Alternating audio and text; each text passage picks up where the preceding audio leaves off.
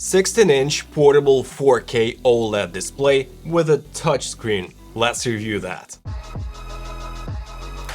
What's good, guys? My name is Oleg Nikitin and you're watching No Limits On channel. So here is the portable, compact and lightweight 4K OLED touchscreen monitor by Magedok company. Here's its full name. So let's have a closer look and why you might need such monitor in your particular use case. So let's start off with the specs of this monitor. First of all, it's the 16:10 panel, the same as you can see on the MacBook Pro that I'm showing you in the examples.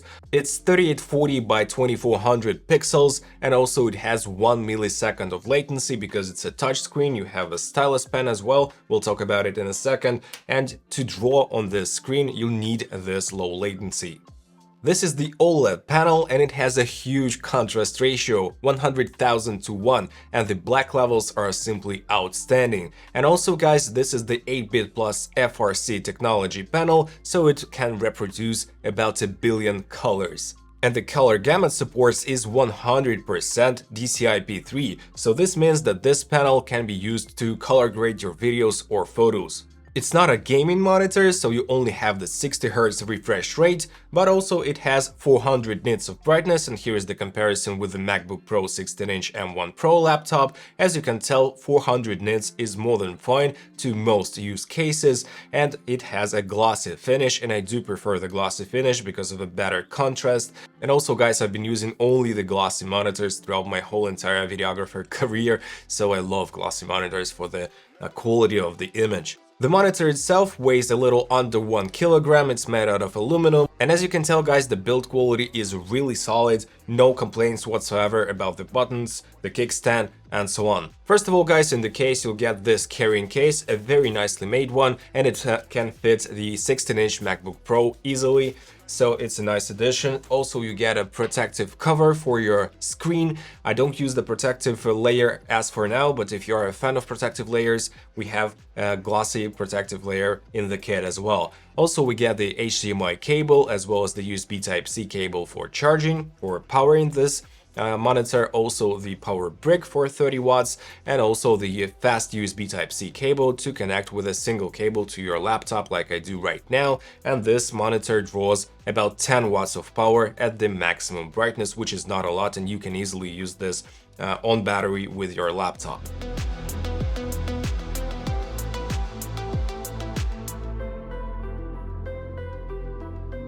Also, you'll find 4 screws for the vest mount of this monitor, so you can use the kickstand with a lot of different positions in terms of the angle, like I do right now, and also you can use the vest mount to mount it on an arm or to a wall. As I said, guys, this is a touchscreen monitor and you can use your hands, your fingers, so we can pause the video right here. You can use the UI of your operating system, and on Mac you can easily use different functions with your fingers. But unfortunately with Mac you can't use the stylus. You can actually see the cursor and move the cursor, but it doesn't have the pressing abilities, so it works only with those types of algorithms for the stylus, and they don't work with the Mac OS as for now. So with Windows computers, you'll be able to use this stylus as a drawing pen and to actually have the full potential of the stylus. But as for the Mac, it's not a perfect solution, but still it's really fun to use your fingers to play and pause videos, to go through the tabs on your MacBook and so on. So I'm pretty fine with my MacBook and this monitor combination.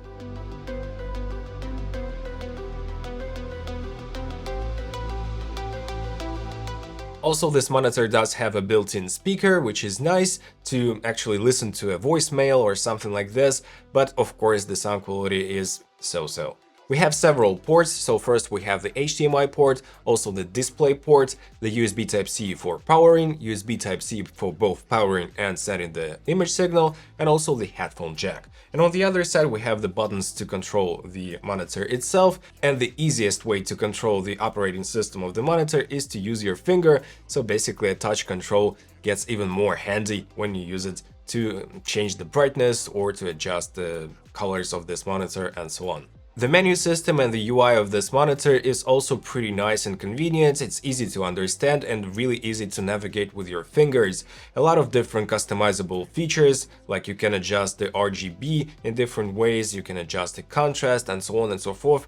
different modes like a gaming mode, also the reading mode, etc. And straight out of the box, this monitor had really nice colors, but you can also customize those a little bit. It would be nice to calibrate every monitor that you use. Unfortunately, I didn't have a chance to calibrate the monitor. My friend with the calibrator went away for a month, so I didn't have an opportunity to calibrate it, but still, anyways, the colors were really nice. Also guys, the black levels on the Magedok monitor, because it's an OLED monitor, are much better than on the MacBook Pro 16-inch because of the mini LED system. So the mini LED system has different zones that lit up, and in darker situations you can see the haloing effect or the ghosting effect, and it's really bothering me when I color grade dark scenes that I shot before with my cameras.